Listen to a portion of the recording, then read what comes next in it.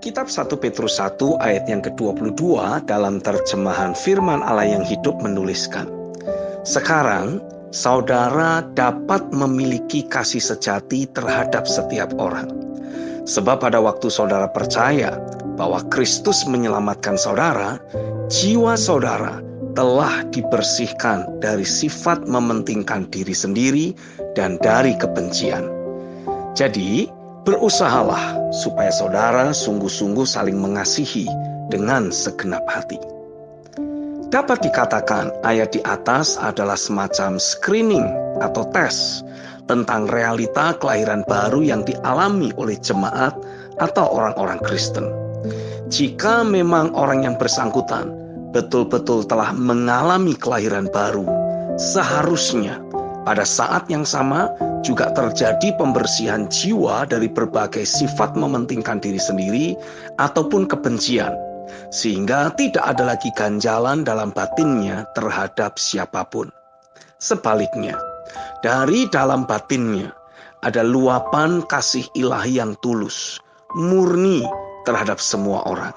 Secara perlahan tapi pasti, kehidupan sehari-hari orang percaya yang bersangkutan jadi semakin memanifestasikan kasih dan keberadaan Bapa sendiri.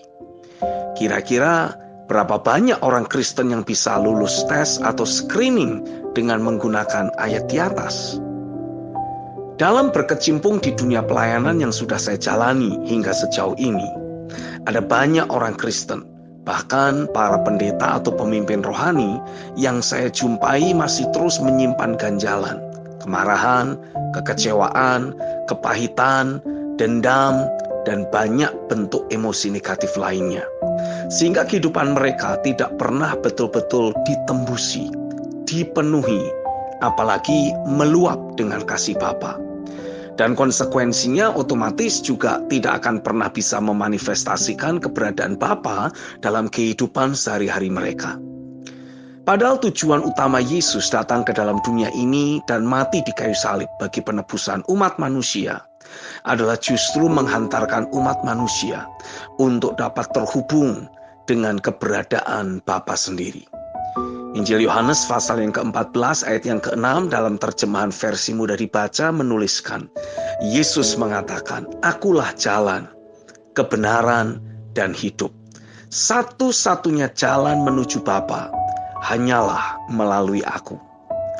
Anak Allah rela menjadi anak manusia dengan satu tujuan, membawa seluruh anak-anak manusia untuk mengalami pekerjaan firman dan roh yang mengubahkan hidup atau keberadaan mereka untuk menjadi anak-anak Allah. Dan secara pribadi dapat memanggil Sang Pencipta langit dan bumi dengan panggilan yang sangat intim, yaitu Bapa.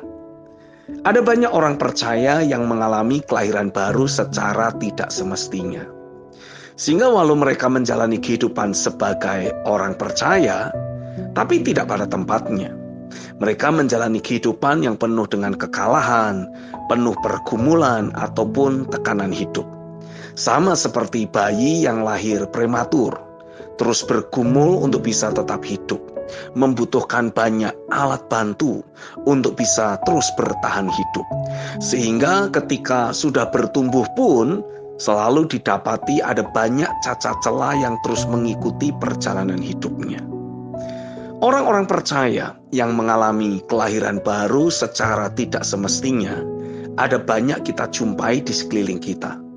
Merekalah orang-orang yang meskipun mengaku sudah memberi diri menerima baptisan air, baptisan roh, dan bahkan sudah memberi diri untuk terlibat dalam pelayanan.